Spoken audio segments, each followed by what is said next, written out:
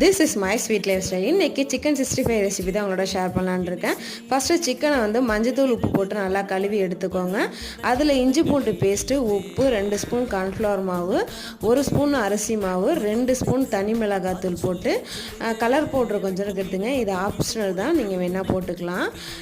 கரம் மசாலா கொஞ்சோண்டு, சிக்கன் 65 மசாலா கொஞ்சோண்டு போட்டுட்டு லாஸ்ட்டாக 3 ஸ்பூன் வந்து தயிர் சேர்த்துக்கிட்டு லெமன் வந்து ஒரு லெமன் புழிஞ்சிட்டு நல்லா பசைஞ்சு வச்சுட்டு நான் ஃப்ரிட்ஜில் வந்து கிட்டத்தட்ட 1 ஹவர் கிட்ட நான் வச்சுருந்தேன் செட் ஆகி வரணுங்கிறதுக்காக.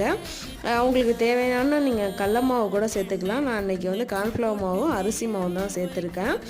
நல்லா மழை பெஞ்சிட்டே இருந்துச்சு. அதுக்கு சிக்கன் 65 போட்டு நல்லா திருப்தியாக சாப்பிட்டோம்.